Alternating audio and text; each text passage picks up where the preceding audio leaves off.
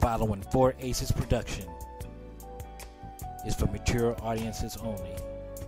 Listener discretion is highly advised.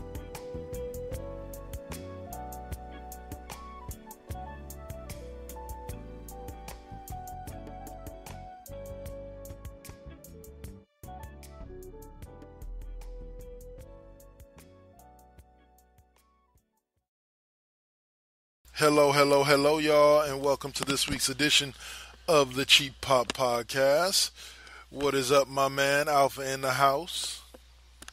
Yes, sir. It is Alpha, and I'm here with my good friend, my best friend, old boy K-Double, yes?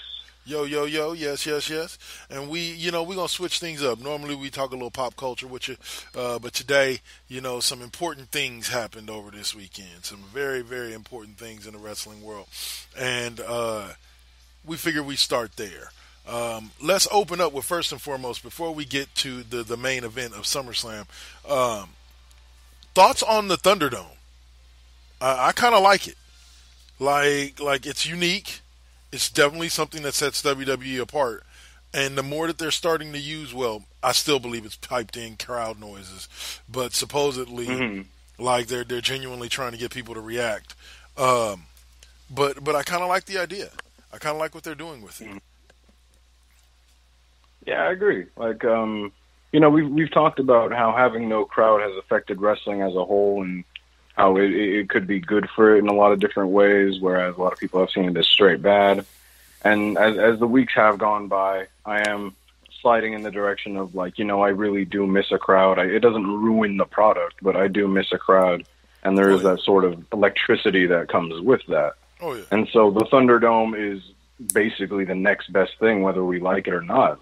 In the current state, that is not even slightly an option. And so, even with the fake crowd noises, it was cool to see, a whole crowd of actual people genuinely react to, Randy Orton by, just doing a thumbs down on the screen all together at once. Right. Even if they can't use noise, that genuine reaction of actual people is more than enough to sate that for right now, for me at least. I like the idea. I think it's pretty fucking badass. You want to know especially how and the way that they use it, that Randy Orton has his pyro go over the crowd too. Now that they can't hurt anyone with it, I like that shit. That was a really cool little addition. It definitely makes it more larger than life, more Mad Max and the Thunderdome, type feel to it, so to speak. But really the one thing I like about it is it allows fans to be involved without allowing them to take over the show. Like anybody who's listened to the Raw Impact Unleashed before this and me early on, I have a big thing about fans taking over matches or trying to take over the television recordings with chants and stuff like that. I just really do. To me, it makes no sense. You're there to be entertained by the show. You're not there to be the show. As fun as that may seem, and yeah, the crowd has its moments. It has been given its moments and stuff like that. I don't like it, but Thunderdome allows you to be able to interact with the product without necessarily having a bunch of fans decide that they just want to take over the show and start a bunch of stupid chants that really don't have any place, like CM Punk chants when we all know CM Punk's not coming back. Just let it go. Stuff like that. So in the end, I see that there are positives and negatives to the Thunderdome. Like I say, it kind of feels a little detached, being that the fans aren't really there, but I appreciate the effort that's being put in to be able to keep fans safe, but at the same time have them be able to interact directly with the show, which is a huge component of the show. I agree. Never forget, though, there was a few guys in there wearing CM Punk GTS shirts, which was pretty funny, considering, you can't chant CM Punk, let's just wear a fucking 8-year-old T-shirt. Oh, and let me address this right away. I saw multiple articles in the AEW group I'm in and multiple people on different wrestling sites bitching about this, about the fact that WWE banned fans from wearing AEW merchandise in the Thunderdome. Oh, yeah, I heard about that. It's not unfair, folks. It's called good business. You don't see McDonald's putting up posters for Burger King in their windows and the 2-for-$5 Whopper deal that they got going on, right? Because that would be bad business. to advertise somebody else's stuff and what they have going on. It's not about Vince McMahon being petty. Yes, there are certain things that Vince McMahon did, like copywriting the name Rhodes, so that Cody couldn't use it, that are petty. So yes, I'm not going to sit here and tell you that Vince is not petty. But what I am going to tell you is things like that have nothing to do with petty. It has more to do with business, good business sense. So it's literally like long ass time ago, like almost maybe 12, 13 years by this point, when fucking in TNA, when those WWE superstars that had just barely debuted were in the crowd, and so TNA panned their camera to them, and WWE instantly fired them. Yeah, it's the same idea of like, it's that same level of if they panned on a fucking fan and look, the kid has like a fucking Brody Lee t-shirt. Of course they're not going to want to blast that up on the Jumbotron. Metaphorically, of course, you know? I still tell people, like, people don't get it. I genuinely think that Vince doesn't hope that AEW blows up, of course, because you never want something that's going to truly challenge you when you have a monopoly. But I don't think Vince hopes that AEW fails. Like, I truly don't. I truly don't think he hopes that Cody fails, because I think he genuinely likes Cody. Mm-hmm. Like, as a human being. Like, I think he genuinely likes Cody. So I don't think he wants to see him fail. Like I say, he doesn't want to see him get as big as WWE, and he's not going to help them get big, but I doubt he wishes him any harm. You know, and a lot, like a lot of those people point out the fact, well, there's arenas that won't do business with AEW because they're afraid Vince won't do business with them. And good. That's what any good businessman should have it. To where people don't even want to do business with your competitors because they're scared of losing your business. Not because they genuinely think they're going to lose your business, but just because they're scared of that. That's not threats or anything bad. That's called capitalism, my friends. Mm-hmm. That's our country the way at of the work. Fucking system. Yep. So, okay. So here we go. So now SummerSlam. I thought the most interesting angle was actually the two matches between Bayley and Asuka and Sasha and Asuka. Oh, really? Yes, I thought that was the most interesting angle to me. Because to an extent, I never expected Asuka to beat Bayley. I did. Okay, like I just, for some odd reason, I just didn't see that particular. I saw this from the moment they booked the matches as this is going to be the end, the beginning of the end for the role models. Like, I want to say, like, next week they're probably going to drop the titles at Payback to whoever they face. And that's the end of the angle? And I think, like the beginning of the end of the angle? Yeah, I think we're going to get Sasha, Bayley. I think this would be 3 because they faced off in NXT. And then didn't they face off again, like, shortly before Sasha disappeared for a while? Yeah, before she took her break, I believe, right? Yeah. And so this would be Sasha Bayley 3. So there's a lot of history to build for there. And I'm not thinking, like, this may be a feud that we don't even really see come to full flourish until starting, like, Royal Rumble. I'm just going to say, when you look back, I think this is where you're going to be able to say, okay, this is where that feud began. Like, this is where the seeds were planted. Right. You know, for me, like, to tie to another little pop culture icon, for anybody who's, and I like I said, I can't stop talking about this damn play, but for anybody that's seen Hamilton, there's a scene in which the character Aaron Burr Aaron Burr is trying to make his pitch to be George Washington's right-hand man, and Hamilton shows up, and George Washington literally just, like, dismisses the dude. He's like, close the door on your way out. You know, like, just straight dismisses. And I'm like, you, from that moment forward, you can kind of hear it, because Aaron Burr is the main narrator of the play. You can kind of hear it, and when he's making his descriptions of Hamilton, you can hear the seeds of hate, like, starting to be planted. And that's kind of what I saw in SummerSlam with them going 1-1 against Asuka, with Bayley retaining. I don't necessarily consider it with Sasha's help. Like, yeah, Sasha took the hit, but that's because her dumbass stayed on the damn ropes too long. Mm-hmm. You know what I'm saying? Like she didn't have to be standing there when Bayley moved out the way. She chose to be. So like they're making this big deal. Oh, she took the shot, but Bayley didn't do the same for her. Well, there was really no opportunity when the ref's back was turned for Bayley to do anything. Yeah. So sorry, Sasha, you lost straight up. It would suck if that was the main driving point of the feud, though. So I'm hoping that is just the beginning and it just ramps up to hell, because I know that the both of them can most definitely have a great fucking match, you know? Oh yeah.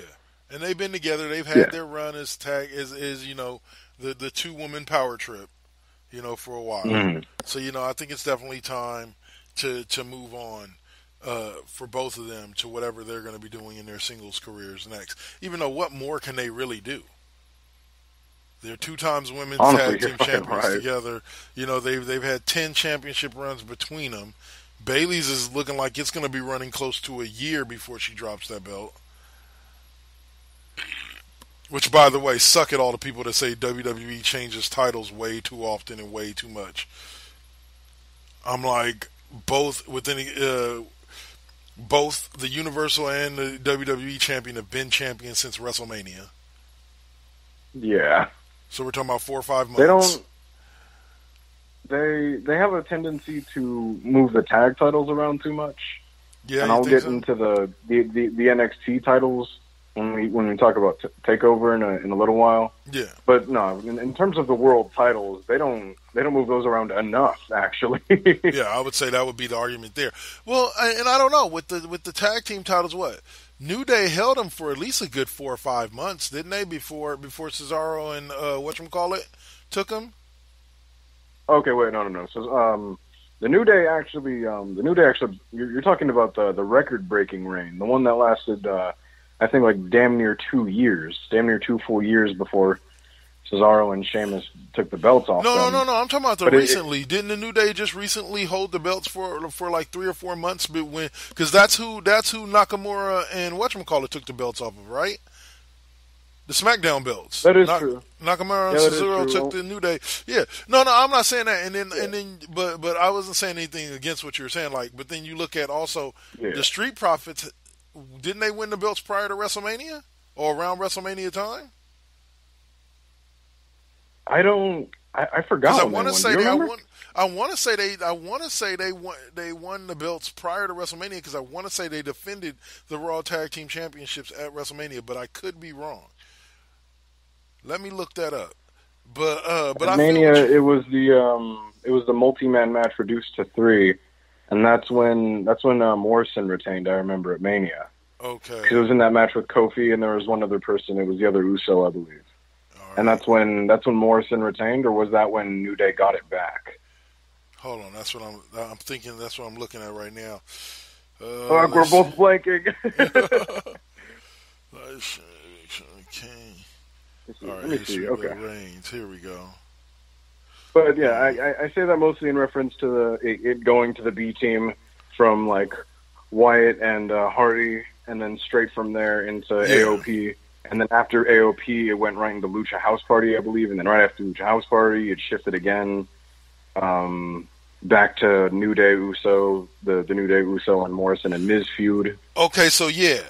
Okay, here they've been champs for 174 days. They won it on the March 2nd Monday Night Raw. And prior to that, it had been Seth Rollins and Buddy Murphy. Right. They held it. Okay. So Street Profits have been in for almost 6 months. They've been Raw Tag Team Champions. I like that. Yeah, but so a lot of that, I think some of the longevity right now has had more to do with COVID-19 than it has anything else. You know, like actually booking. Right. That, and some people just don't know how to keep their mouth shut. Because I'm going to bring this up right now real quick. This is a side topic. I was reading an article that talked about, I guess, one of the forgotten sons is, I guess, a Trump supporter. And, you know, WWE's policy, they try their best. Jackson Riker. Yeah, and I guess he tweeted something out that was offensive to somebody about Trump. And, even his tag team partners, like their tweets, or even his tag team partners are like, yeah, bro, we agree with him on a lot of shit, but not that.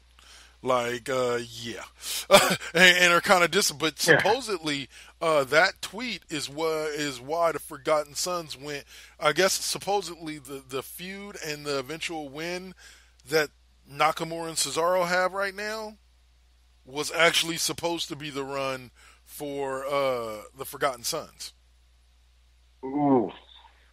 And that tweet cost them that particular run.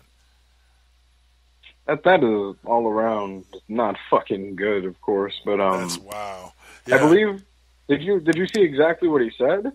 No, I didn't. I don't think it was anything. When I remember reading it, but I don't remember word for word what it was. It wasn't anything like basically he wasn't like standing there in like a KKK hat, like black people and them little babies. Like, it wasn't that bad. Like, it was just something like basically like God bless our president, you know, like just something like that. But it was something that, you know, kind of set the WWE universe a slightly bit of smoke, you know, not on fire, but a slightly bit of smoke, you know, and so it was enough for them to derail their championship aspirations for the time being. I'm pretty sure they're just kind of keeping it on the low until it blows over, and then they'll bring the Forgotten Sons back. But for me, you could have played it off as him. Just to close out that. For me, you could have played it off as him being in character, because their particular characters, like, I hate to say it, would fit that perfectly. Exactly, like those would be the guys I would expect to be flying the Trump 2020, you know, things. And maybe his cohorts don't want to be associated with that, but like as far as in character, like that's pretty much they could have divulged into that. Right, that they could have leaned right on into that and made them a heel faction going up against the New Day, especially. Like, but it's all good. Like, I understand what WWE did. That would be some shit. Yeah, You're right though. But like. Is that like you know when the Briscoes, like, you know what I mean, like in Ring of Honor when the Briscoes do that same like angry Southern sort of gimmick and just like fully divulge into that? Yeah, exactly, like something like that. I wouldn't even be mad to see something like that. I think, bro, I'll put it to you like this: they could have went complete because they were already like borderline running like with a Sons of Anarchy type gimmick. They could have went full on in with it. They could have given them bikes when they were running down when they were riding down the ring with the red, white, and blue. It didn't have to say Trump 2020 on it. They didn't have to go as far as to like literally support Trump. But you know, the American flag, you know. Right? You know, but they could have done like the American badass gimmick with these three dudes and just kind of leaned into the tweet. You know, God bless America, you know, and just kind of leaned into the tweet. But they chose to go the other way with it, which I can respect either way, you know. But yeah, like that's where I was like, all right. But needless to say, that Street Profits match at whatchamacallit just to me completely showed the versatility of the Street Profits, like just in how damn good they are. When people say tag team wrestling is dead in WWE, it baffles me. How do you watch the Street Profits work and say tag team wrestling is dead in WWE? Yeah, you're right. I am a huge advocate for some good ass tag team wrestling, and the Street Profits did have the big Cass and Enzo syndrome, where in the beginning they were more or less just amazing characters who had 3 or 4 good moves. But now that they've been on the main roster, it's really cool to see them slowly get better and better in the ring to the point where now their matches are as solid as they are. I had a fun-ass time watching them, and it never gets old watching Montez Ford fly way too fucking high off the top rope. One day I expect that fool to just float on out the arena, just... That's it. At the end. But yeah, no, man, and so like I look at at matches like that, and it makes me wonder how anybody could hate on this product as far as in ring. You know, you want to hate on the writing, you want to hate on, you know, Vince. By all means, he deserves it. But stop hating on the in ring product, because these guys go out there and put on a hell of a matches. That Randy Orton Drew McIntyre match told you. Okay, let's get into that at the end. Okay, we're gonna go ham on that one at the end, because I know me and you both have a lot to say about that match, right? Oh yeah. Cool. Well, let's save that one for the end of this segment. Go on. But it goes back to my point from a few weeks ago. I was speaking to Jamil. You know, he's done the show before, head of NPC Comics, former pro wrestler himself, and he was saying, like, in wrestling today, the art of a story, like, everybody's so into and looking for the big pop from the big move, you know, from the big high flying move, that people forget about the psychology of wrestling. You know, people have forgotten about that. You know, that wrestlers are actually in there to tell you a story, not just to excite you. You know, because I was telling him how, like, I saw these dudes talking about Randy Orton matches, and I watched some Randy Orton matches from a while ago, and I'm like, nah, this fool's a tactician. Like, he's easily one of the best pure wrestlers in the game right now. Like, how do you spell wrestling genius? Exactly. You know, I'm like, when people said John Cena couldn't wrestle, I get it.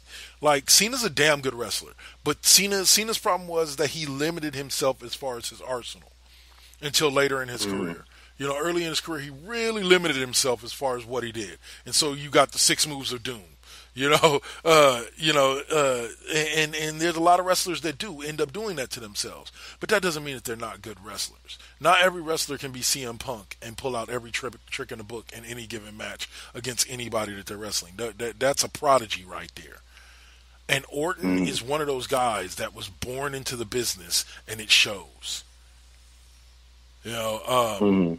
Oh, I also found out, speaking of backstage information, I found out why the Sonya Deville Mandy Rose match was changed from a hair versus hair match to a loser leaves WWE match. Oh shit, bro. Yeah, supposedly, or not supposedly, but according to the article, I think it was on Sportskeeda, Sonya Deville, like, has a lot of stuff that, like, some projects that she wants to work on and stuff like that. And of course, you know, we all heard about the stalker that was caught in her house. For a minute, I thought it was a work because the dude looked like Hornswoggle. You know, the dude breaking into her house and all, she's got to deal with that, with the stalker dude and all that. He did, though. Look at the picture. Dude looks like Hornswoggle. I can't unsee that now. I can't unsee that. I just pictured Hornswoggle hiding out underneath her bed, like, I'm Vince McMahon's son. Under the ring. Exactly. But so she has to deal with that. So WWE is giving her some time off. Like, she's not done with WWE by far, but WWE's giving her some time off, and the way to book that was to have her lose a loser leaves WWE match against Mandy. And it gives Mandy a bump before Sonya goes out the door as well. So yeah, the very moment they were like, "Oh, loser leaves WWE," it was instant. Like, "Oh yeah, of course." It wasn't even like, "Oh, I wonder who's going out." It was like, I'm willing to bet it's Sonya because I wouldn't blame her for needing some time off after something like that happens. It was instantly like, you know, I don't fucking blame her for wanting to be written out for just a few months after that shit. It's fucking horrifying. Sure. So as excited as I was to see a hair versus hair match, though, yeah, that is a just reason. I'll take that. Well, and for what it's worth, like, the match that they had really wasn't bad story-wise. I'm not going to tell you it was the best technically, because it absolutely wasn't. It's hard to watch technically. Like, I've seen better women's matches in AEW. Like, that's like, and that's not knocking them. It was just a rough match to watch. It looked like they really didn't work with each other a lot before that match happened. Yeah. And I hate to say that, but I think a lot of that was due to Sonya, or not Sonya, but Mandy. Yeah. I'm not going to point fingers, but Mandy is definitely the less physical of the two. Yeah. So, I'll say, but here we go, man. Let's dive into this full on. Let's talk about the debut of the one, the only Dominic Mysterio. And there were 2 matches this weekend. One took place at Takeover, one took place at Summerslam, in which you have people who've never been in a ring before step into the ring. And as far as I'm concerned, and both did fucking great. Both did amazing. Now, I expected a little, not that I expected more than what I got out of Dominic Mysterio. My expectations were higher for him going into that match because of who he is than it was for Pat McAfee. But you're right, both surprised the hell out of me and gave us good matches to boot. Good storytelling matches to boot. Very true. I'll get into Pat later on, Yeah. but Dominic, almost unsurprisingly, did fucking amazing, in my opinion. Amazing. Including hitting a 619 and... Oh. Exactly. Like, you could see where he was green. You could definitely see it. But even then, like, even if the only talent he's gotten is homegrown level stuff, he did remarkably fucking well. Yep. And of course, like, I'm not gonna knock the fact that he was against arguably one of the best wrestlers of the generation, fucking Seth Rollins. So of course he has someone to carry the match just a little bit. Mm-hmm. But for what it's worth, Dominic really pulled his fucking weight, especially in the big spots that he had to do on his own. Yep. 100%. Like, and I want to say that, like you said, going into the match, I was like, all right, I'd already checked the box Seth was going to win. Like, that was already checked. Yeah. Okay, yeah, that's going to happen. There was no way Dominic was winning, yeah. Right. Unless it involved Dominic somehow, like, the whole Mysterio family. Like, when I saw Mom out there, I was like, okay, so maybe, like, Dad holds back, whatchamacallit, while Dominic and Mom beat up on Seth, and then Dominic pins him. I could see it going down that way. But that would probably be about the only way I could see it going down.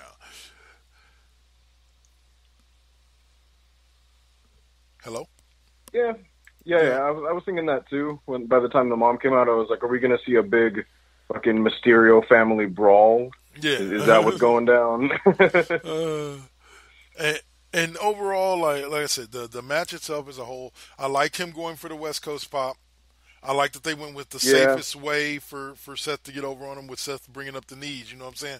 Like, that's not him trying anything too crazy where Seth has to try to catch him in midair or something. He just falls into the knees and then takes it from there. And it was just very beautifully done as far as I was concerned. Yeah, it was really good. But bridging that to go back a little bit, I do want to talk about the fact that this was, the pre-show at least, was Renee Young's final and last appearance for WWE. Yeah, good luck to her. Exactly. With that, we also got the return of Talking Smack, now being hosted by Charlie Caruso, and old boy Xavier Woods, Austin Creed. Really? Which I'm okay with. Yeah, I'm really okay with that. But man, I'm gonna fucking miss Renee Young, because even aside from the fact of my rampant love for Jon Moxley, like, I feel like Renee Young was one of, if not the single most actually likable and personality-driven backstage personality that they've had in a really long time. Mm-hmm. No, I can understand that. Like, she threw me back to the days of Mean Gene Okerlund, when you actually cared about the ring announcers and those people too, and they weren't just backdrops to everything. You know, and she did so much in WWE. And the thing about it is I'm tired of all this speculation. Oh, she hated it in WWE. She's been waiting to go to... No, she hasn't. She just has other things she wants to do with her life, other than just be involved with WWE. People don't understand that. To work for WWE as an on-air personality, to work for WWE as a wrestler, to work for WWE at all is a time-consuming job. And it does. It is to give your life a name. Exactly. And it doesn't leave a lot of room for you to go out and venture and do other things that you want to do. And so... not everybody that leaves WWE is leaving them because, oh my God, they hated it there. Kairi Sane is another one recently that left, and she had nothing but positive things to say about WWE. She didn't really leave because she hated WWE. She left because there was other things she wanted to do with her life. She missed home. Yeah. It was that simple. Yep. So, but yeah, so congrats to her. Also, congrats to Apollo Crews on retaining his United States Championship. Am I the only one that somehow isn't, like, really fucking tired of seeing Apollo and MVP fight? Yeah, like, I'm over it. I don't know if it's just my nostalgia, but I'm not. If this is the last one, then of course I'm okay with it, and anything past this point might be too much. Yeah. But I've enjoyed the feud. I don't think it went too far or too long. I think it was If this is the end, then that's fucking perfect. Because Apollo actually looks like a fucking hero now. My only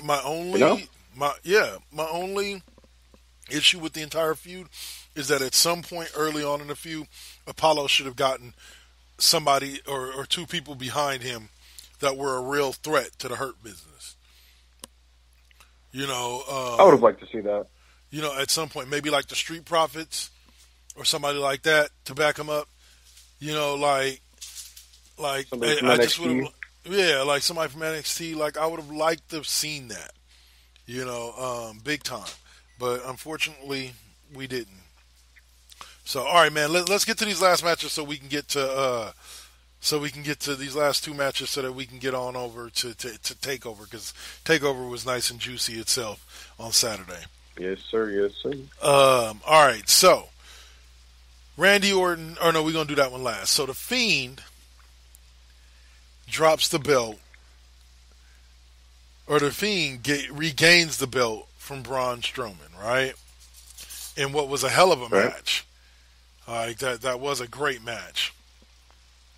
But the biggest event that happened moments after the Fiend's victory, as he celebrated and got speared right through by Roman Reigns.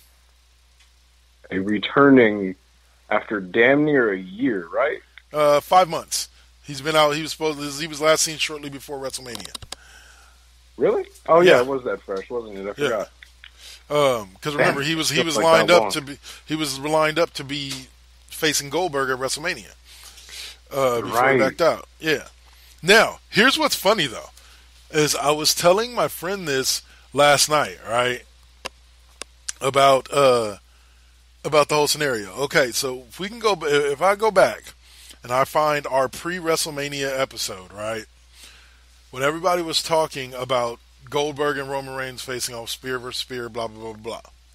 I said, all you people that are mad about the Fiend dropping the belt to Goldberg, get over it.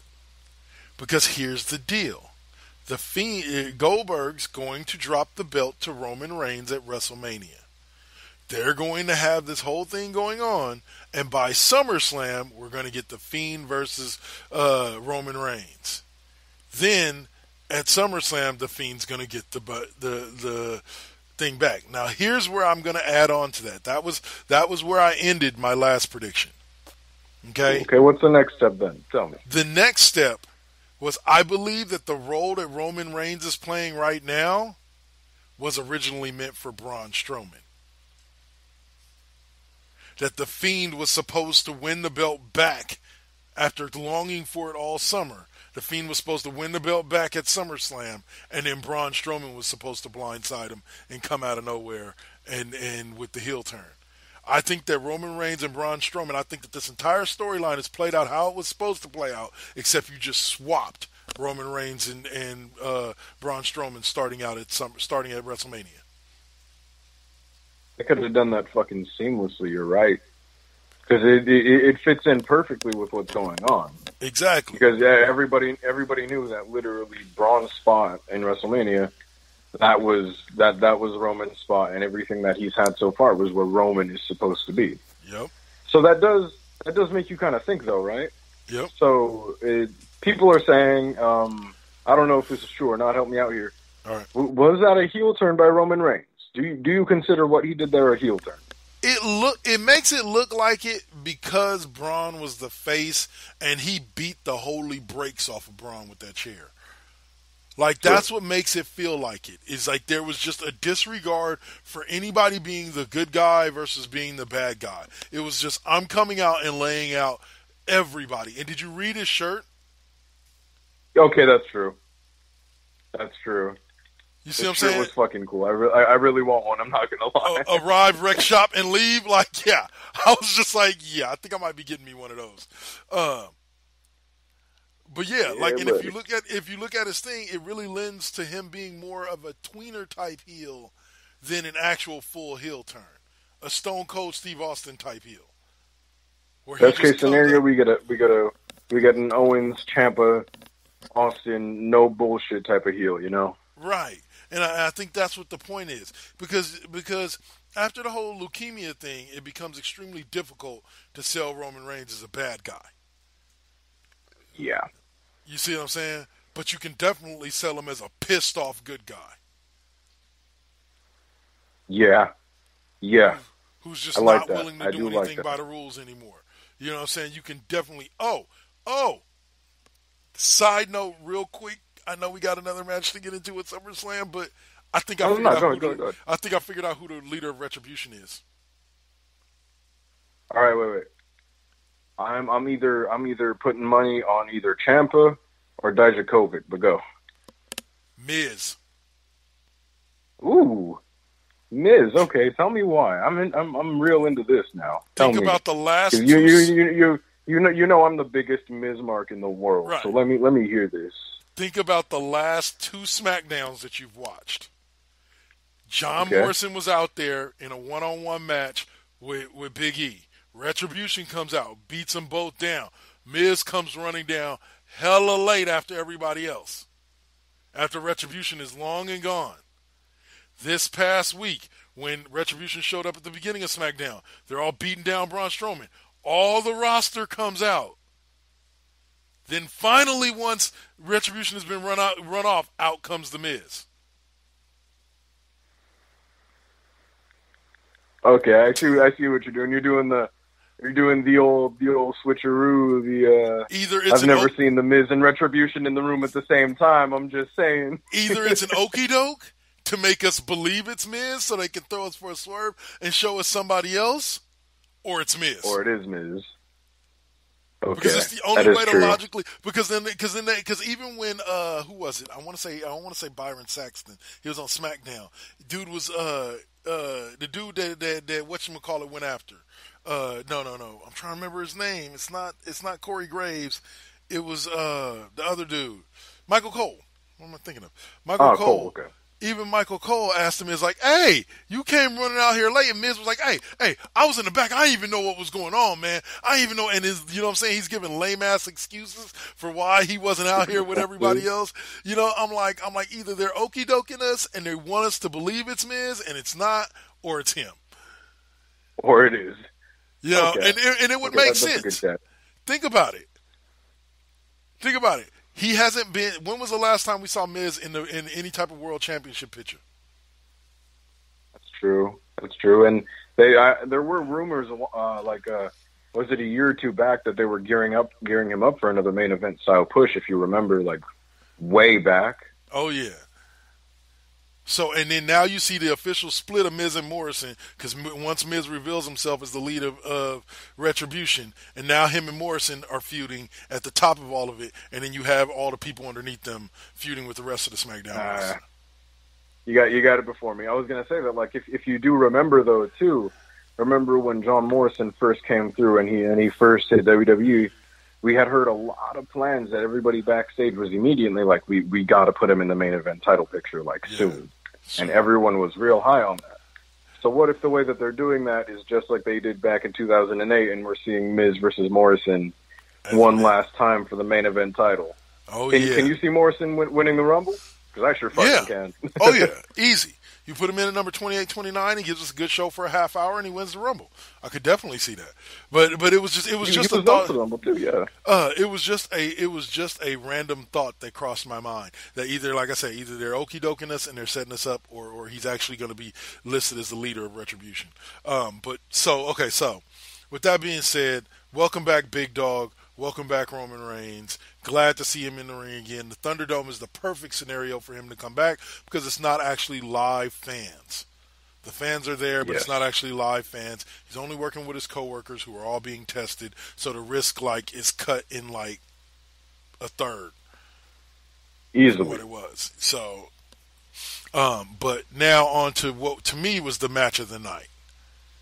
Easily, hands down, the match of the fucking night. Orton versus Drew McIntyre for the WWE Championship, and even had a "you'll never see it coming" ending. Like, really? like you got two of the baddest dudes in all of wrestling in the ring, and that's how you end the match. I wasn't disappointed with it. That's actually not being said with sarcasm. That's actually being said with a smile on my face. It was the most unexpected way to end that match.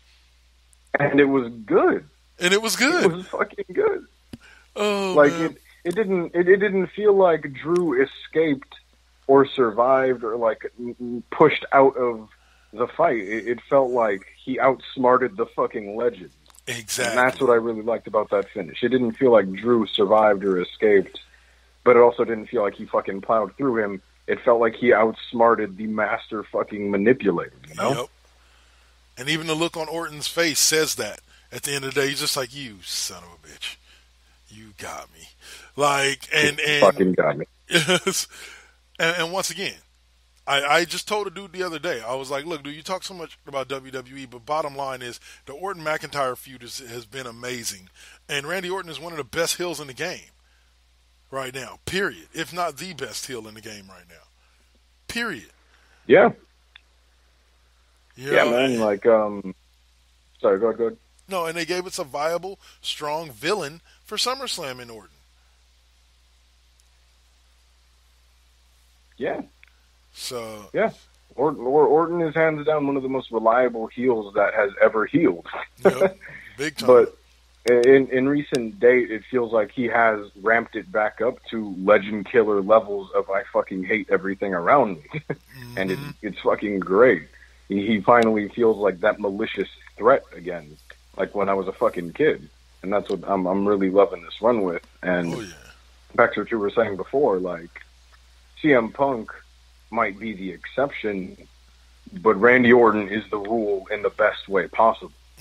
He is the gold standard of how you use storytelling to make yourself look like an absolutely like just loathable heel. Exactly. And he did that through and through in that match, and up against someone like Drew McIntyre, who is able to perfectly come off as this gallant Scottish badass. It's perfect. He comes off as Braveheart. Yeah, like Braveheart, Stalin forever type. Yeah, exactly.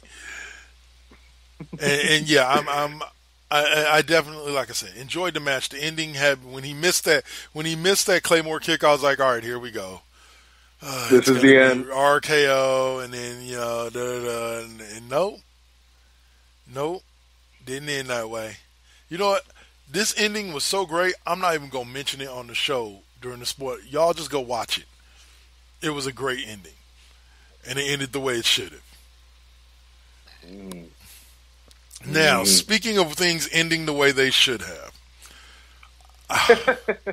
Now that I know the reason why I'm okay with the ending of NXT TakeOver 30. I'm okay with that close now. But... Okay, let's discuss. Yes. Let's start from the beginning. Which was what? There was a pre-show match. Yeah, I don't know. Did you see that? Yes, I did. That was the Fandango or Breezango versus the Del Fantasma group, and who else was it? And Oni Lorcan and Danny Burch, the boys. Danny Burch, yeah. And I thought the people that needed to win won. Like, I think it's definitely time for Breezango, but I also, unfortunately, because they are Breezango, look at them as fodder for Imperium as opposed to true threats for the title. I hate to say it like that. It's just how I envision Breezango, but I thought the right group won the match. I do really, really hope sometime soon that they'll pull the trigger on Oni Lorcan and Danny Burch. They only wrestle bangers. Yeah. Only bangers. But I am never opposed to seeing Fandango and Tyler Breeze outwork. I'm fine with it. They're good workers. They deserve the shot, and I'm all for it. 100%. Now, I'm going to say this right now. Moving a little bit up the card, anybody, and I mean anybody, who says that TakeOver 30 was bad, I give you one match and tell you to go sit in the corner and shut the fuck up. Timothy Thatcher versus Finn Balor is match of the year candidate. Them boys went out there and wrestled a match. And I don't know how else to put it. If that match alone didn't win you over, then you're not a wrestling fan. if you didn't believe that Thatcher has an unbridled hate for anything with a pulse, then watch that fucking match. And if you don't believe that Balor still isn't the badass that he was in New Japan, then watch that match, because there are like 3 different times when you see Balor do that little jumping stomp where they're laying down. Yeah. And usually you'll see him bounce off, right? Especially when he does it to people like Shinsuke and AJ, you'll see him do that little bounce, right? Yeah. No. But he lands that move and you see him just fucking stick, like unmovingly, and just plow through fucking Thatcher's chest. Yep. You could see him lose the soul from his fucking his respirator, bro. You could see it come out of his lungs. It's fucking harsh. They beat the shit out of each other, and it was great. Yes, it was, friend. Yes, it was. It's weird to me to forget that Candice LeRae. Didn't Candice LeRae used to wrestle with Joey Ryan? Yeah, they were the cutest couple ever. It was Joey Ryan and Candice, and they used to wrestle other full male tag teams, and it was fucking great because Candice is the shit. And here's my. I only bring it up because it links into the part of the conversation that I was having with Jamil the other day about just guys, because I was telling him, I was like, Thatcher's from Sacramento, dude, and he's like, what? I was like, yeah, I looked him up. He's SPW. He's like, yeah, he's wrestled for APW a couple of times, big time. I was like, Jamil knows of him, like he's still in the scene every now and then, like he'll wrestle every couple of years or so, but he's known of him, but he's never been in the ring with him. But he, like I said, he says the same exact thing me and you say about him. The man's a wrestling machine. So, like, fucking damn right. And so, yeah, like I said, if you can watch Thatcher versus Balor and still say the NXT 30 was a horrible show, then you don't know wrestling. Just period. Mm. Now let's get on to my personal favorite match of the night, though. Let's talk about that fucking ladder match. Because, like, holy shit, I was like, I don't think I've clenched onto my fucking chair that hard for that long of a time, because there were like 7 different times where I thought the match was over. Like the very minute that they were climbing it, it was like, oh, this is the end. That's it. Like Bronson Reed has it, and then Johnny came over and he was instantly like, no, Johnny has that shit. And then Cameron Grimes had his spot, and it was like, oh, that's it. He's fucking got it. Yep.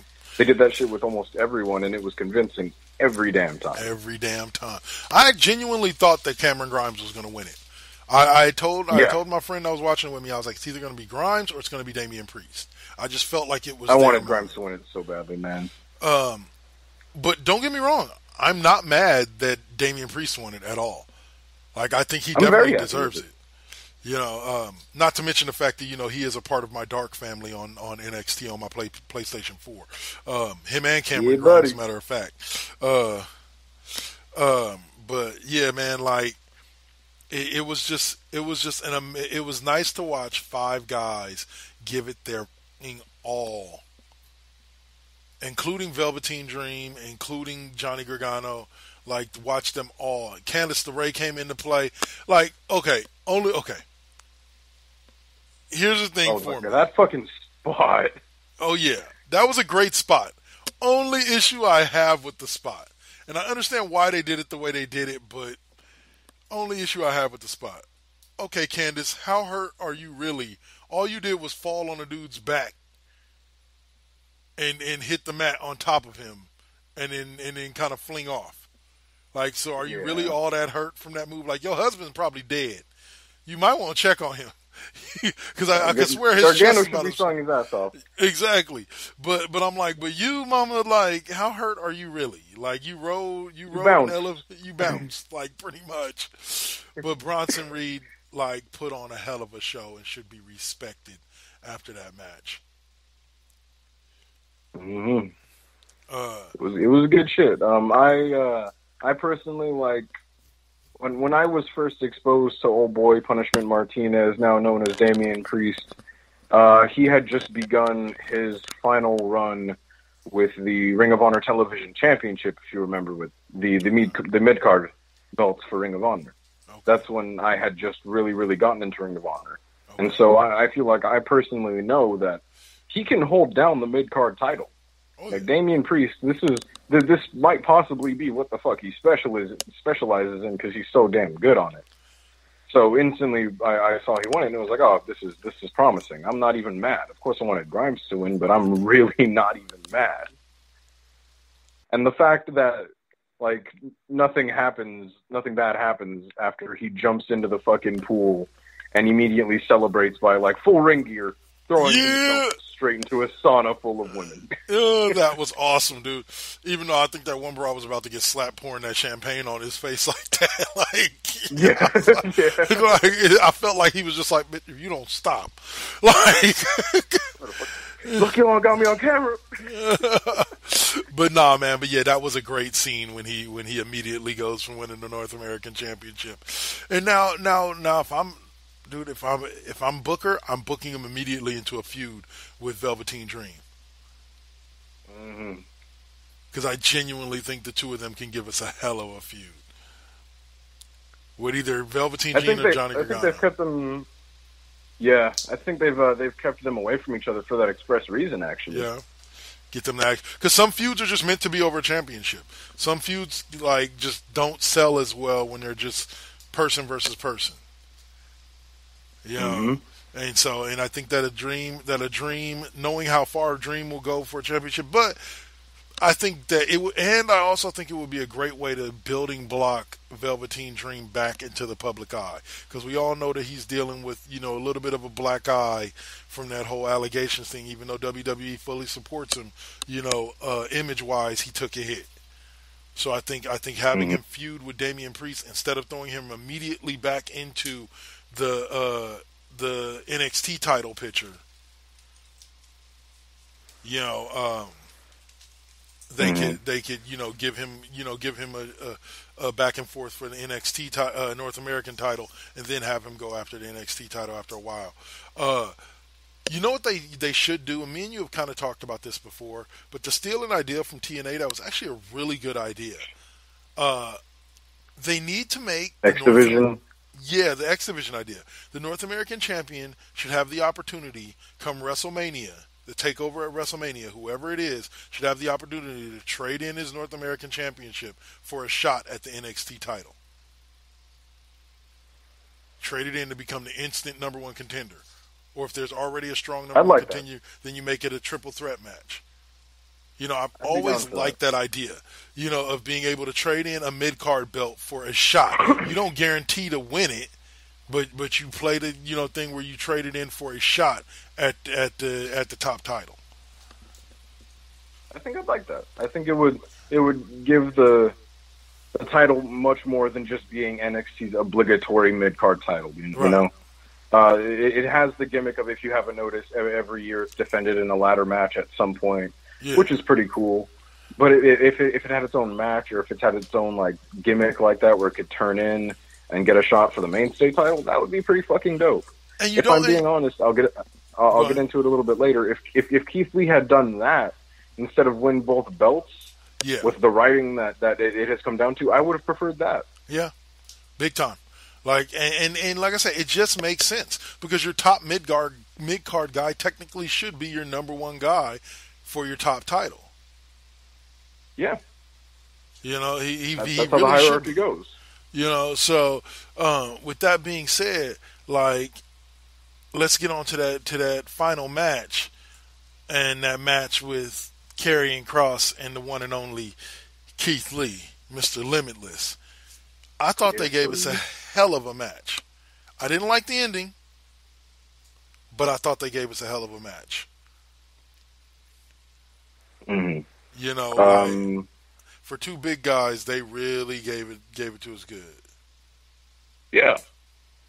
In terms of, I'm going to get into the story of it much deeper in a moment, and I'll discuss that with you. But in terms of just the physicality of it, despite the fact that Karrion Kross, I don't know if you know, he was injured somewhere really early on. Yeah. He injured his shoulder at some point, and of course that puts a big damper on a match like this. But despite that, the physicality alone in the match was pretty damn good. I know that it was the pace that it was at because he was injured, but I do know that both men can definitely work better than that, especially when they're both at 100%. 100%. Cross especially. But for what it's worth, it was a really, really good match physically. Yeah. There was a lot of really cool spots. The finish itself, I didn't like, but the physicality of the finish, the top rope Saito fucking Doomsday Slam was fucking awesome. Hell yeah. Yes, it was. Damn near dropped him on his head. Now, not to switch subjects on you real quick, but there was a match we overlooked. Speaking of dropping somebody on their head, was it Adam Cole that got dropped on his head?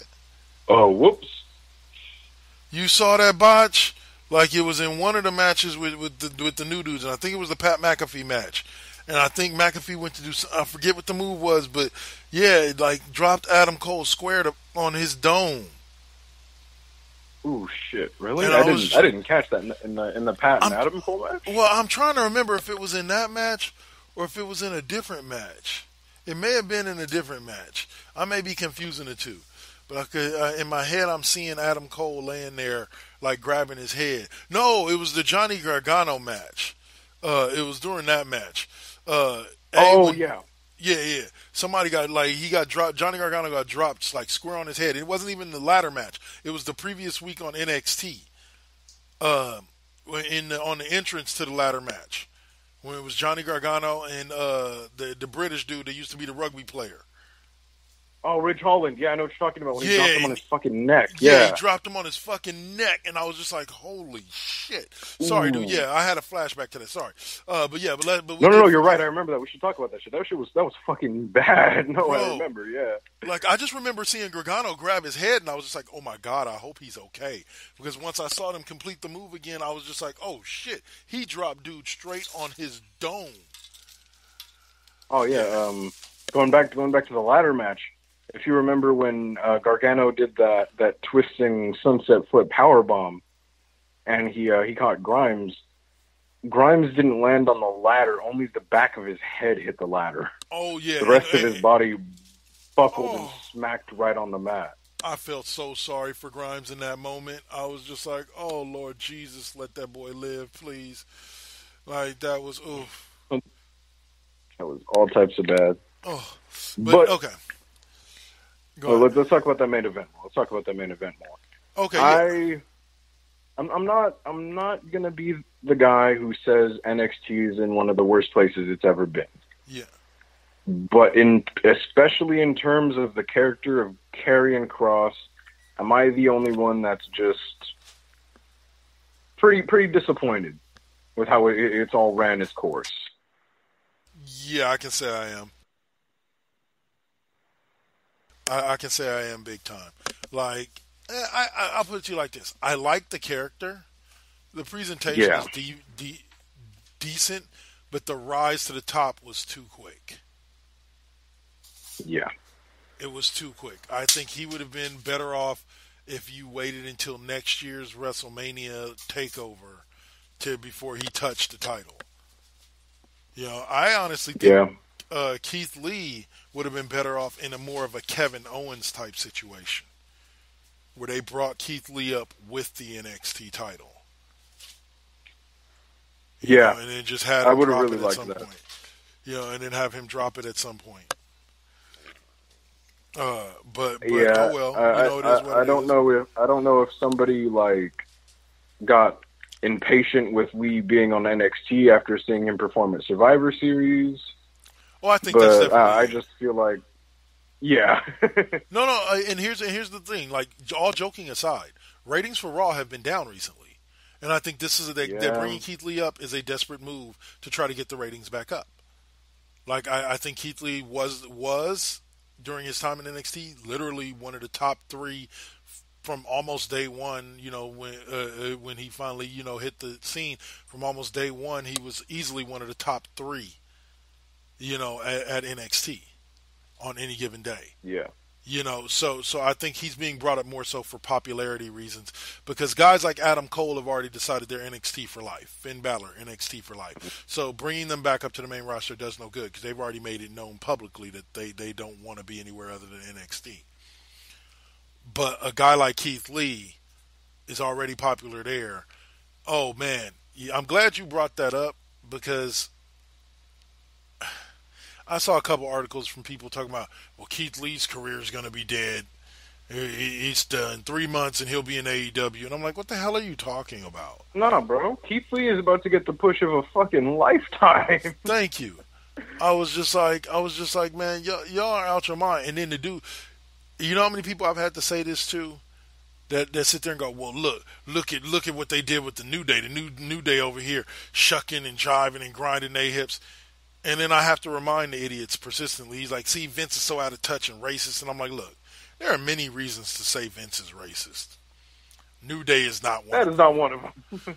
Like, literally, three of his most pushed fucking men in the past decade are among them. Well, I say it like this. The New Day that we see today wasn't Vince's idea. It was the idea of Kofi, Xavier, and Big E. I'm like, people fail to remember the story that the original idea for the New Day was actually kind of a Baptist preacher type gimmick. He wanted them to be a new nation of domination. We were going to see Brother Devon mixed with the Nation of Domination. Pretty much. That was the plan. And so, and what we got was what we have, because Kofi and them stepped in and said, let us put our little thing on it and see if it goes over. And not to mention the fact that they're, 8-time tag team champions since coming together? They never want to do a split-up angle? It's not like they broke Demolition's record that Demolition had held for, maybe 20, 30, something like that years? Oh, yeah. You know, so a lot of people got to understand, like, nah, dude, New Day is not a bad thing. You may not particularly like the fact that they're out there dancing and smiling and having, but to me, I see 3 wrestlers that are riding their own gimmick. It's super over, and they're loving every minute of it. Because every time that they go out there and the crowd cheers, it's basically like a big middle finger to Vince. We are nothing like what you wanted us to be, and we're so over you can't help but acknowledge us. And it has made more money than his vision ever fucking could have. Exactly. That, they should be martyring that, not fucking dismissing it. You know, and so it just kills me. And so to think that Keith Lee, I think if they added Keith Lee to the New Day, that would be amazing. But I think Keith Lee's a strong enough character on his own that I think Keith Lee will make an impact. Did you see? I don't know if you saw it. There was a video floating around Facebook of Drew McIntyre and Keith Lee like in a workout session. Yeah. And it was amazing. And it was amazing to watch. And so I was just like, dude, could you imagine these two behemoths getting in the ring together? Not to mention the fact, remember, they never came in contact during the Royal Rumble. Before Drew got there, Brock had taken out Keith Lee. Exactly. Remember what I said before about keeping people apart? Uh-huh. So I'm just like I tell people just need to get their head out their ass. Like, I get it. AEW is great. I love AEW. Like, and we can go ahead and jump to that real quick before we close this out, because we've been going on wrestling for about a little over an hour here. That's okay. Special weekend. Yeah. AEW did have a big moment in the fact that Cody finally drops the brand new TNT championship that he won and has been defending every week, and he dropped it to one and only Mr. Brody Lee, the head of the Dark Order. I'm all for it. Lee deserves a championship, even though somebody made a statement about Cody just put over Brody Lee more in that one match than WWE ever did in all his time there. Shut the fuck up. The dude was a multiple-time tag team champion. He was an intercontinental champion. Like, shut up. And he was in a couple of different six-pack challenges for the WWE title. Shut the fuck up. Y'all act like the man never won a damn title. Go ahead. Cody collectively and all of his different gimmicks had more screen time than Dean Ambrose did in the first 2 years of his fucking career. You know, and all of his different gimmicks, just because he didn't have a title, people forget about that shit. Like, know what people forget about because he didn't have a title in that spot? What? You remember when Cody had a mustache? And he made a gimmick out of having that mustache, and it was over like fucking nothing? Dashing Cody Rhodes, yes, I do. And he had the big ass mustache, and he had shirts and everything. It was great, bro. Sorry, go on. No, but I was actually just talking about more so with Brody Lee. Like people act like Brody Lee was never over as a member of the Wyatt family. People act like Brody Lee was never a multiple-time tag team champion. People act like he was, or Luke Harper, whatever you want to call him, wasn't an Intercontinental champion. You know, like the guy was given plenty of opportunities to shine. He was given also one of the first tag team champions in NXT. Yeah, you know, it just didn't work. You know, in WWE, just let it go. You know, no, him winning the TNT Championship isn't basically him winning. And what's funny to me is him winning the TNT Championship is basically the equivalent of him winning the Intercontinental Championship in WWE, which he did. You know, Money in the Bank 2014. Yes. Right. So like, let it go, people, that he was treated so horribly in WWE. No, it just didn't work. Congratulations to him on winning the TNT Championship. Hopefully they're able to do something with the dumpster fire that is Dark Order.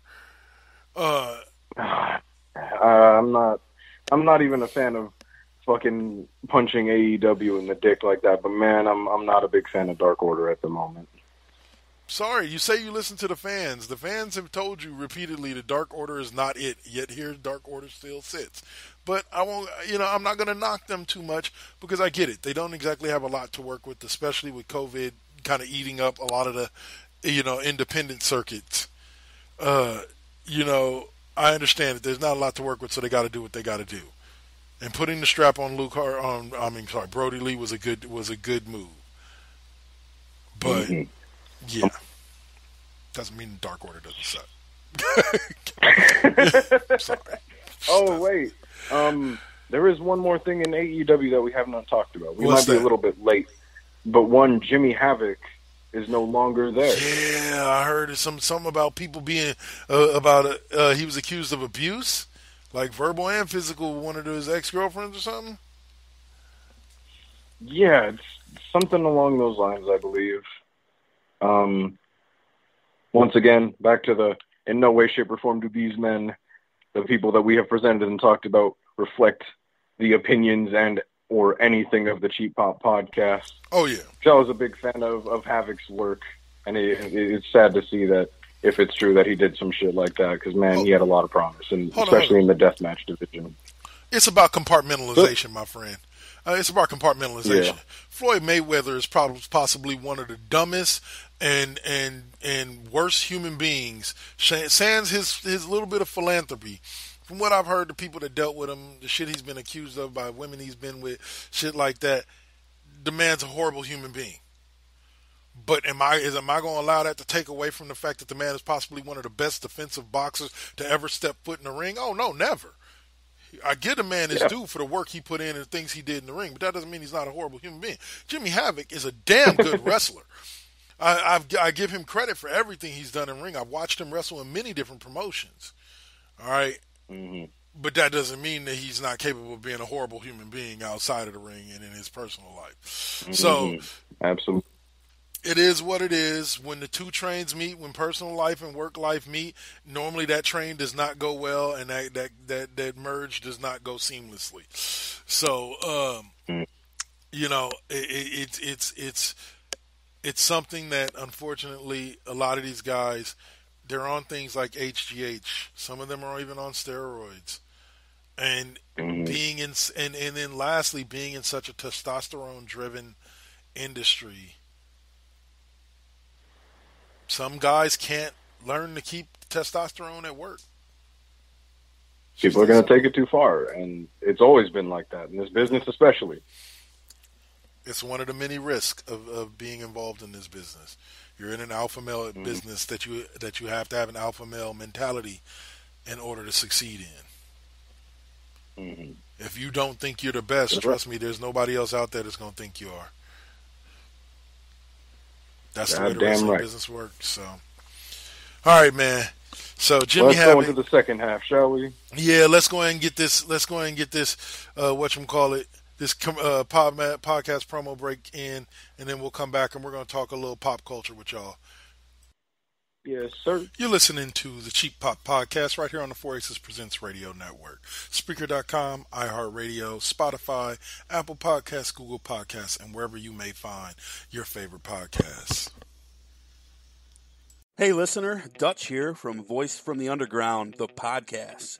My co-host and I want to invite you to check out our little corner of the podcast verse. At Voice from the Underground, we talk about all the crazy happening around us and try to make a little bit of sense out of the nonsense with little to no results. If the idea of hearing three semi-intelligent, outspoken nerds talk about politics, social issues, current events, sports, movies, pretty much anything that we decide to talk about because, well, it's our show, appeals to you, grab your shovel and come on down to the underground, and then consult a qualified psychotherapist. Find us wherever you get your podcasts, just not where you buy your weed. Voice from the Underground. So, what's up? Steve Fingerstyles here, the host of the podcast, spelled D-A, of course. Tune in each and every week to hear what pisses me off, what angers me, what I make fun of, and of course, my crazy rants. I also have incompetent co-hosts, cool guests, and a silent producer that sucks. So what more do you need from a podcast? You can listen on Apple Podcasts, Stitcher, TuneIn, SoundCloud, and the Pod Bros Network. Peace. From the galactic depths of the comic book universe comes the ghosts of the stratosphere, ready to galvanize and energize your mind with the latest of comic book news and reviews. And why are you stopping me? Yes, that's much better. Hi, this is Andy Larson for Ghosts of the Stratosphere. Join me every week along with my co-hosts Rob Stewart and Chad Smith, as well as a cavalcade of fantastic comic book guests, as we dish out heaping helpings of the greatest and latest of comic book news and reviews. New shows posted every Tuesday with bonus shows every first Friday of the month. You can find us on iTunes and Stitcher under Ghosts of the Stratosphere, as well as on our website, www.gotstratosphere.com. Hope to see you soon, folks. And we're back. What's up, y'all? What's up, y'all? What's up, y'all? We are going. What are we doing today? I think we're doing good. And you want me to give you one of the many reasons why we doing good, man? Why are we doing good?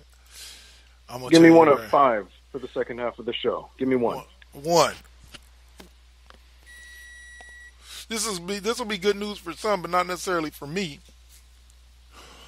As after watching the extended version of Batman v Superman last night, I am not excited at all about Ben Affleck returning to don the cape and cowl for the Flash movie, as well as Keaton.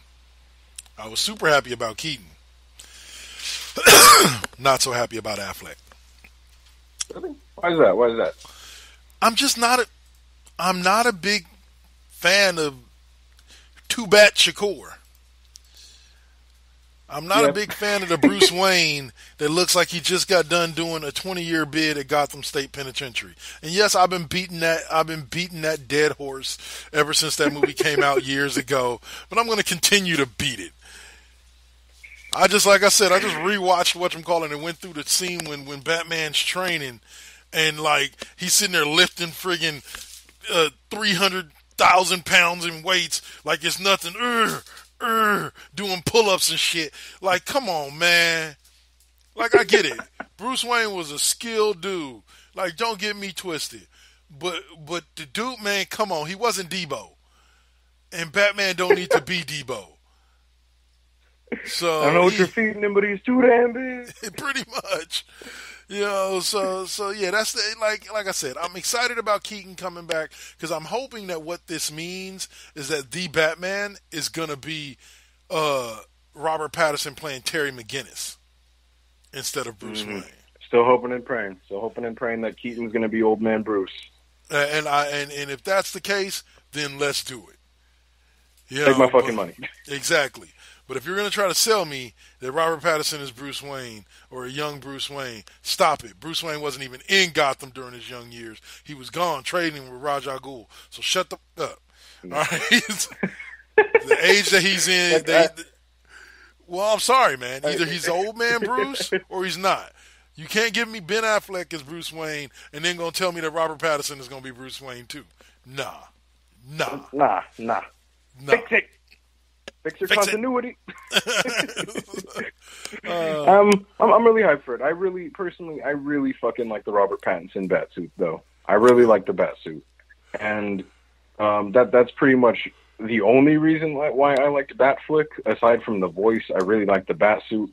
I love absolutely ripped Batman. I'm all about that shit because I personally was not a big fan of the Christopher Nolan the Dark Knight trilogy of Batman, mostly because I mean, I liked it. I love Ledger as Joker. I love Tom Hardy as Bane. Liam Neeson as fucking Ra's al Ghul. How do you can't fuck that up. Yeah. But I personally, though, I'm not a big fan of that Batsuit in the Dark Knight trilogy. But I think that's why I love the Batsuit in Batflick. But I can see why you wouldn't, because his shoulders look like he's trying to fucking pack bowling balls in his arm. I just don't like Batfleck. Like, I'm okay with what I've seen so far of the Patterson suit. And it's not really the suit that gets me. Because I've said this multiple times to multiple people. Every Batman was either great as Bruce Wayne and sucked as Batman, or was great as Batman and sucked as Bruce Wayne. Because, like, for me, Keaton was the closest to having kind of like a B+ for both. He was good in the cape and cowl, and he was good as Bruce Wayne.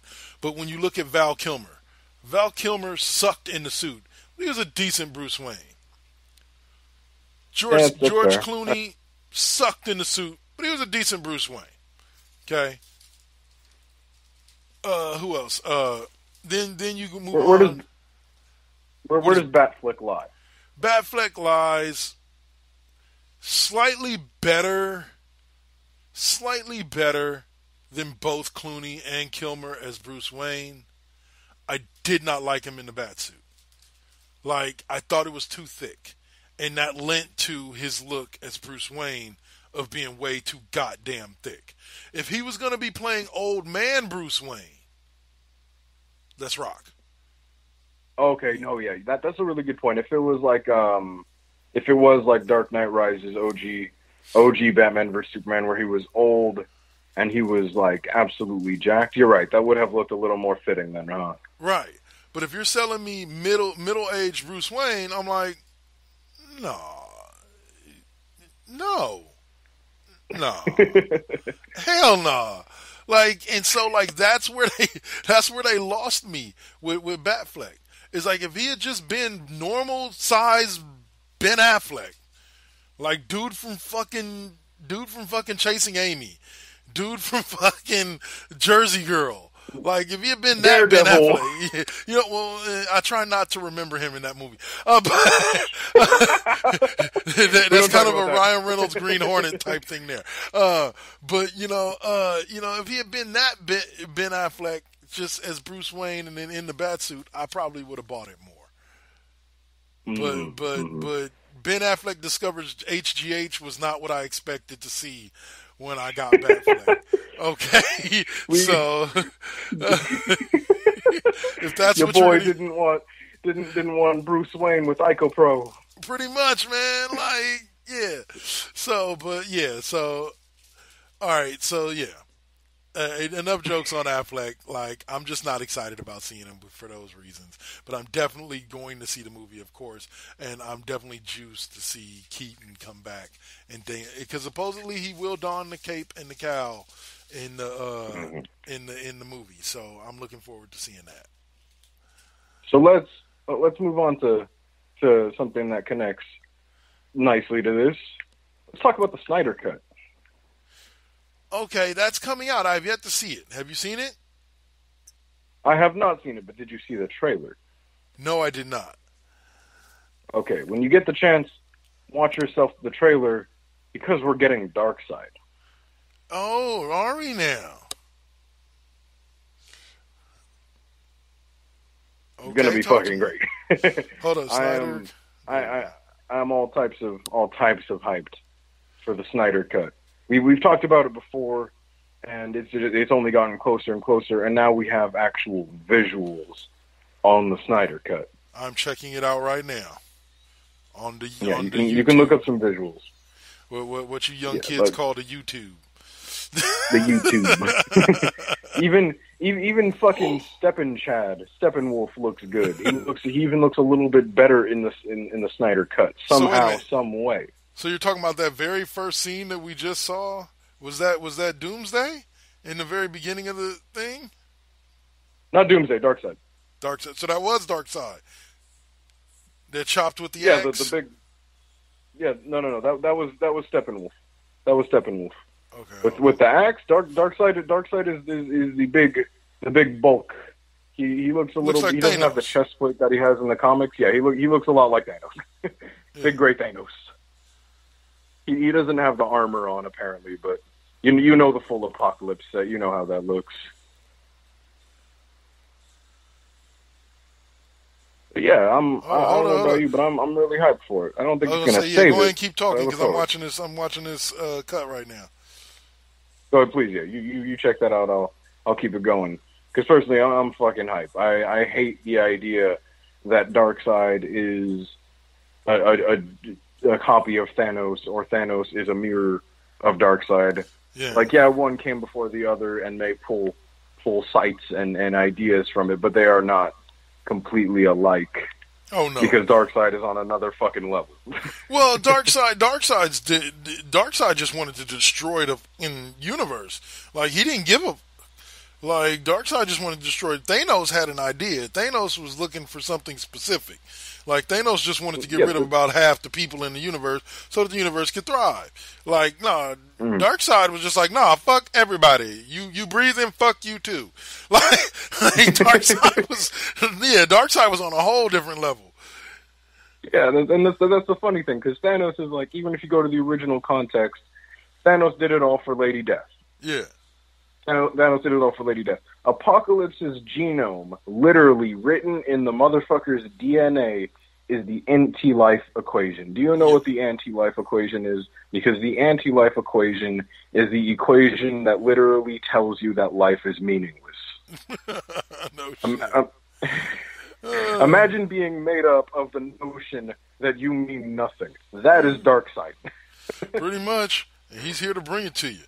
Okay, that was pretty cool. Like, yeah, okay, I might have to check out that Snyder cut of Justice League. But yeah, man, like that's gonna be interesting. Like, and here's the thing about it. Like, there's a character from the Amalgam universe. I don't know if you know about the Amalgam universe. The Amalgam universe is my shit, bro. I can talk about it for days. I love that shit. I think they said the name of the character was like Thanos Side or something like that. It was basically Thanos Side is the mix of the two. Yeah, it was the mix of the two. I was just like, yeah, that's horrible. You take Thanos' drive to get the Infinity Gauntlet and you mix it with Darkseid's desire to just kill everybody off. That means as soon as Thanos' side gets the Infinity Gauntlet, everybody's dead. That's it. That's the fucking end. Like at that point, the Amalgam universe was the shit, though. Yeah, everybody in the world needs to work together to try to make sure that this does not get what he wants. But no, on my Comics Call to Action page, they were introducing various characters from the Amalgam universe, characters like Dark Claw and Thanos Side. Dark Claw. For those of you who don't know, Dark Claw was a mixture of Wolverine and Batman. And it was actually a pretty badass drawn character. Yeah. There was also Speed Demon. Do you know who Speed Demon is? Oh God, I want to say between the Flash and damn it. Ooh, okay, you got part one. I'm drawing a blank on the second half. You're gonna have to fill me in. It's actually 3 different heroes in one. Okay. Are you ready for this shit? Speed Demon is the mix of the Flash, Etrigan the Demon from DC, and also fucking Ghost Rider. Whoa! And so he's like he's like Ghost Rider, but he walks and leaves a trail of flames everywhere he goes, and he has this big ass fucking skull head, and it is the dopest shit, my guy. Well, something you just reminded me of. I believe they said it's Keanu Reeves is in deep talks right now to play Ghost Rider. Oh shit! Really? I want to say it was Keanu Reeves, but I'm gonna have to look it up. But if they are, I remember looking at it, and thinking to myself, like, no, like there's so many better roles for him in the MCU. Let's see. There's a lot of better roles for him in the MCU. Like honestly, dude, you know what I wouldn't be opposed to seeing? Like, don't get me wrong. Old boy from Boys in the Hood was good, but man, I would actually be really cool with seeing him as Silver Surfer. I think. Who? Keanu. Oh yeah. I could definitely see him in that role. Like, it's just, I don't know. Like, I just don't see him for that role. I personally like the Robbie Reyes. I don't like that either. I personally thought I would like the him as Robbie Reyes version of the character was one that they could bring from the small screen to the big screen. Yeah, that would work easily. Especially since they already did fucking Nick Cage version as Johnny, so now they could do the other version. Yeah, do Robbie Reyes and bring in but whatever, we'll see. We'll see. All right, so. Let's jump, since we're on DC, let's go on ahead and jump over to the news that we were talking about just before we came on air, that there will be a new Suicide Squad movie coming out, I believe they said next year, that will involve John Cena. Yep. I am fucking all with it. I am all with it. I'm all for it. Like, let's see. I personally, I'm all for it. Like, I hear a lot of people are really mad that it's looking like one of the only returning people from the first movie is of course going to be Margot Robbie and her version of Harley Quinn, and a lot of people are mad that we're not going to see a lot of the same people. Like Croc is obviously not going to be there, and most of the other cast is not going to be there. Yeah. And I think people forget that is the gimmick of the Suicide Squad. I The was Suicide just gonna Squad say that. has exactly the cast of the Suicide Squad in comics. Its whole gimmick is that it changes every fucking year, usually twice a year. Actually, it changes, and it's supposed to be this gross compendium of villains who hate each other and are not friends. Right. And so it changes. It changes willy-nilly like that, and I think that's the best part about the Suicide Squad, that it can change like that, and they should take full fucking advantage. We're gonna see King Shark, who I am through the moon to see, because I loved Killer Croc. But this is the first time we're going to see we're going to see King Shark in any real mainstream capacity. Like we've seen Croc in video games, we've seen Croc in a lot of cartoons, but we have not seen King Shark a lot. So I'm through the fucking moon to see him get it, and we're seeing John Cena potentially as on the Flash. He did show up on the Flash, yeah, but I mean like on a large screen movie, on a massive scale, yeah. And also, I'm excited to see that. But the point you made at the beginning is the exact point that I was going to make. That people need to get over that. Like because the Suicide Squad, kind of like the Avengers. Technically, the Avengers was a different squad almost every time that they went on some kind of major mission. Yeah, there were your core players that were there consistently, but the Avengers squad changes up a lot. The X-Men squad, people forget, changed up a lot, depending on who Xavier felt was best for that particular mission. Mm-hmm. So you always got to remember that squads like that are perpetually changing. Not to mention the fact that it's an opportunity to introduce even more new side characters into the DC universe, into the DC movie universe. Because I've heard quite frankly, that's what they fucking need. Will Smith was supposed to be potentially getting a Deadshot movie, a solo Deadshot movie. And so.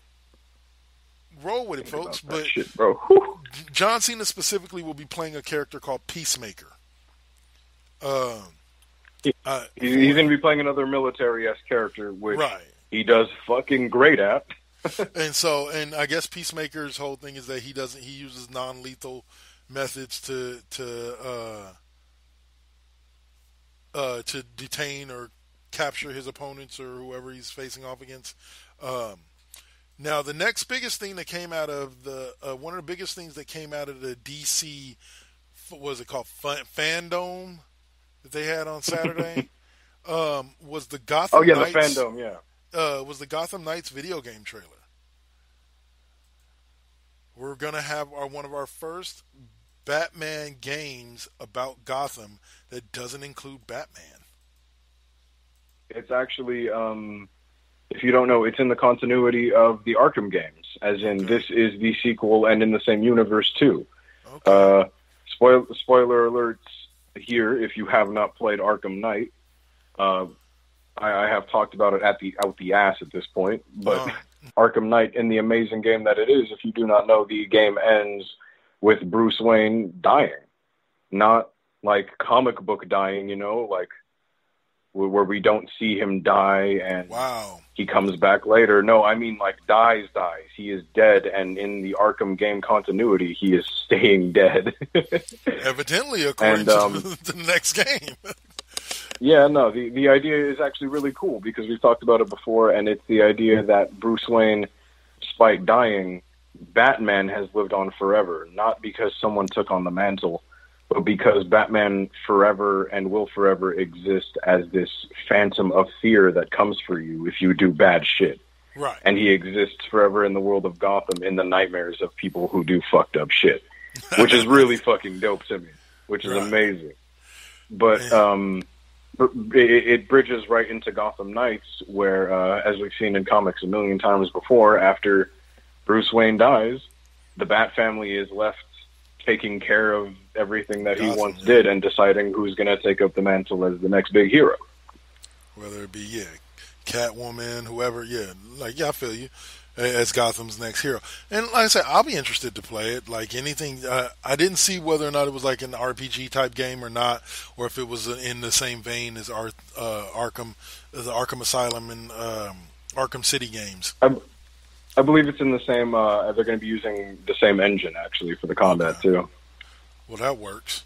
All right, so also, outside of that... I was going to say, before we move on, I was actually going to bridge this into Alpha's Editions. Okay, go for it. So let me bridge this into Alpha's Editions, my friends, my people. So we are 5 games, if you count Arkham Origins, deep into the Arkham universe of Batman games, right? We have seen a lot of different shit go in and out. We have played as a lot of different characters. Personally, I want to ask you what we haven't seen yet. Is there someone that you want to play as, or is there a villain that you specifically want to see that we haven't seen yet, or have alluded to but haven't even fought? Because there's a lot of those too. But I want to say what you want to see next out of this series. They've used Grundy, right? Yeah, Grundy was a big part of Arkham City. All right. Yeah, I haven't gotten around to playing that one yet. I'm like a big Batman villain. Even if it's not big, like anything you want to see, even if it's not like even big capacity. Because I'll go first then. Yeah, go for it. In terms of so you have time to ruminate. For me at least, I want to see the Court of the Owls. Okay. I badly want to see the story of the Court of the Owls. That could lead into whatchamacallit, because that was used in the Gotham storyline. Exactly. Yeah. Yeah. Go ahead. Sorry, I was that's exactly what I'm saying. Yeah, no. You're good, man. Like I agree with you completely. They use that in Gotham to a pretty fucking great degree. And I would love to see that in the games, especially because at this point we only have to play as Nightwing and the rest of the crew. Yeah. And so we've already seen Batman's take through the Court of the Owls story in Arkham City, which was fucking great. And I want to see somebody else's take on that. Or best case scenario, we get the story that we saw a few years back after Batman died, and Bane becomes the next Batman. Ooh, I wouldn't mind seeing that. Exactly, and we have to see Azrael fight to become the next Batman, and we see the Red Hood go fucking full crazy and become the Batman that kills. Oh shit, yeah. And so you see all them fight over Batman, the mantle of Batman, and you see Damian Wayne and all the other Robins come in, and it ends with Nightwing finally deciding that he has to become the Batman. And like I would love to see something like that taken with the story that Batman is now dead after Arkham Knight. I would kill to see some shit like that. That would be amazing. Or like linking into the one that I was going to bring in. Bro, I can't, to be honest with you, I can't even think of one. Like that hasn't already been done. Like a lot of the top ones were my favorites, like Joker, Red Hood, stuff like that. Those guys were some of my favorites to start out with. But like, yeah, like they've all been done already. But no, the Batman Inc. storyline. You just kind of transitioned into something that I was telling you about off air. I wanted to talk about was the Batman Inc. storyline. Hasn't really been done on the big screen or the little screen, but can be the answer to solving the Where's Bruce Wayne issue on Batwoman. And Kate Kane as well. Is that those of you who were unfamiliar with the Batman Inc. Storyline like I was up until earlier today, it's basically a storyline where Bruce Wayne leaves Gotham for a while to basically train other Batmans in different countries around the world. And so Batman Inc. has all these different Batmans where Bruce Wayne has basically stopped being the cow or stopped wearing the cape and started training others to defend their areas the way he defends Gotham. And so it leads to the storyline where basically it can explain the where Bruce Wayne is for them, and it can lead to why all of a sudden there's a new and different Batwoman. And so I would dig that. I was thinking they could kind of go with a similar storyline for this Gotham Knights game. Is that you're dealing with, now you're dealing with Batman Inc. You're dealing with many different characters that can don the cowl and be the good guy. Not just one person is Bruce Wayne or whatever or whoever. They have multiple different people that can work at different times. With the disarray that the show is in, that honestly sounds like one of the best possible ideas that they could go with.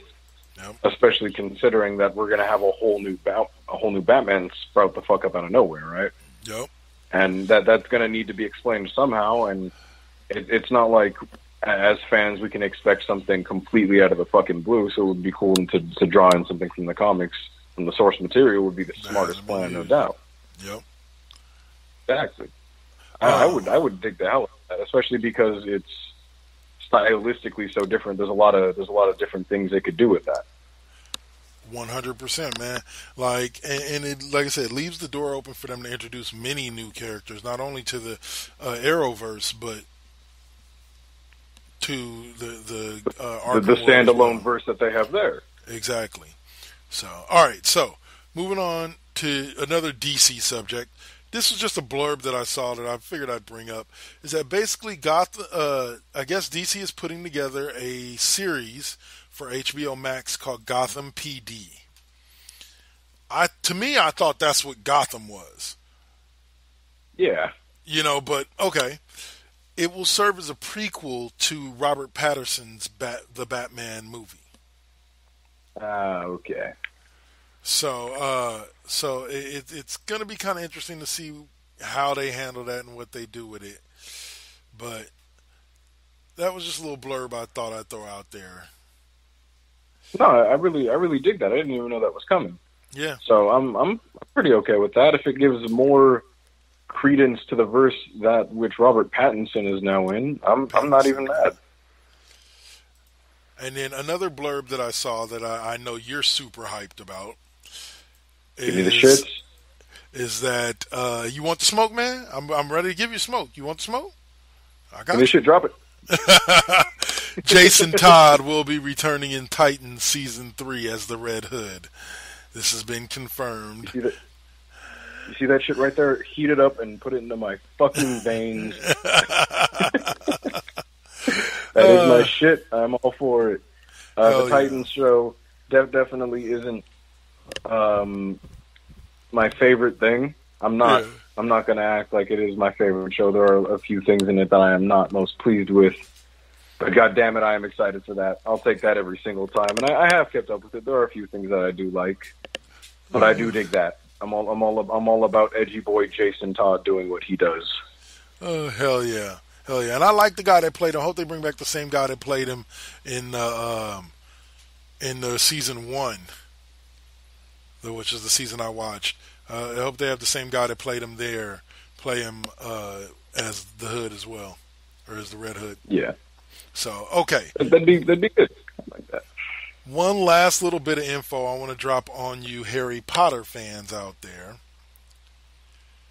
I guess Daniel Radcliffe, I guess most of y'all may have heard this already, but I just recently heard it. I guess Daniel Radcliffe has been positioned to play Moon Knight for Marvel's Moon Knight series. Oh, fucking hell. Now, I don't know if this is 100% true or not, but I read a blurb that said it. Let's do the research right now. Okay. I can speak while you look that up. Yeah. Man, I really dig that only because, you know that movie that came out a little while back, or they just released a trailer to, where Radcliffe just looks like he just looks coked off his fucking mind.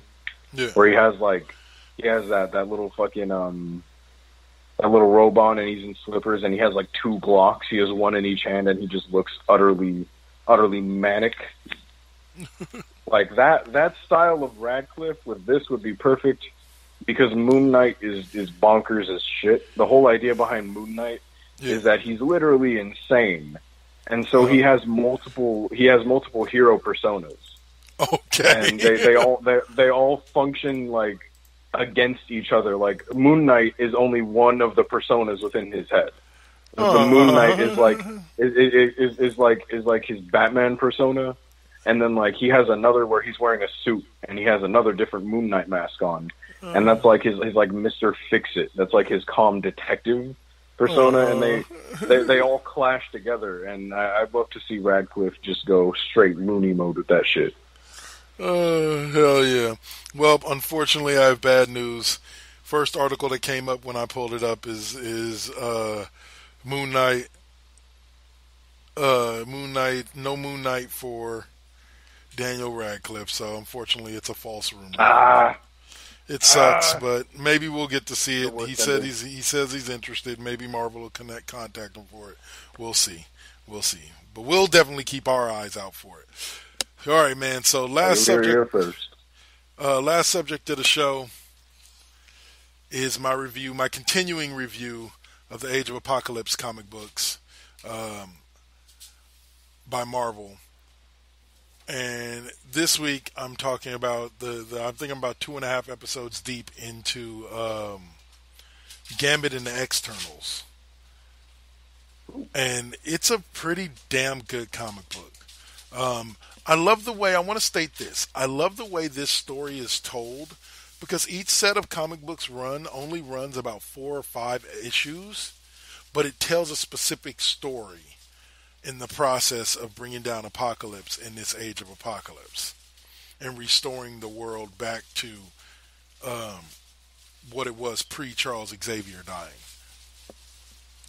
So, but Gambit and the Externals are sent on a mission by Magneto to, I believe it's like another dimension, to go get the Makari crystal for him so that he can alter something about our reality, based on Bishop giving him the visions that they gave him of what happens if Charles Xavier doesn't die. So it's getting really interesting. Like I said, the team consists of Gambit, Jubilee, Gambit's girlfriend or wife or whatever she is, Laura, I believe her name is, and then a couple other young recruits who I don't expect to live through. There are a lot of characters created for this Age of Apocalypse thing that never quite made it out. Like I told you, Magneto and the Astonishing X-Men, or not the Astonishing Externals. It's Gambit and Externals. Not damn it, I'm trying to remember the name of the one that it was. It wasn't X Factor with Rasputin. Okay. They with Colossus, like they killed off damn near the entire, basically everybody except for Colossus and Kitty Pryde. Now you can see who the red shirts are, huh? Yeah, exactly. So pretty much any time that I see somebody that's brand new to the gig, Ain't never heard of their character before? Yeah, I don't expect them to make it out of that particular comic series. Red shirt. But overall, it's a great series to read. I would recommend anybody reading it, if you can. If you can't, then sorry for you. I actually own the comic books and now, thanks to Marvel Unlimited, the digital copies as well. So Physical and digital. Yep. So is there anything else you wish to talk about, sir? That is my last point, I believe. I believe that is the clean sweep. All right. We got a clean sheet on this one. Be sure to join us. Well, actually, you can go back last week and listen to 2 great episodes. One from The Saint, where he had an amazing interview for Now versus Then. And then also on Friday, like I said, I did KD5P, I did musicals, and I did Hamilton. So some of the best tracks off of that musical play in that particular episode. So we go back and check out those. But this week coming up, after tonight, we have Dirty Talk 101 at midnight. Then we also have, on Wednesday, we have Kel with Lip Gloss and Mics and Kings and Queens of Porn. Thursday, we got Miss Toy. Friday, we got me back again with Double K's Classroom. This week, I'm talking baseball and basketball playoffs. And what else? And then Saturday, we got Mr. Deacon. Sunday, we got Inspiration Radio, Brick, potentially West Coast Bias. And, well, we may be back again on Sunday, depending on what our recording availability is. So what our schedule looking like. Yeah, our normal scheduled time. All right. So other than that, y'all, hope y'all enjoyed the show. I know we enjoyed bringing it to you. Alpha, any last words for the people?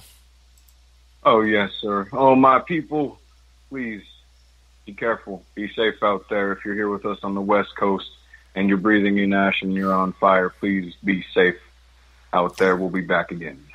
California's literally on fire. So, again, be safe. So, peace.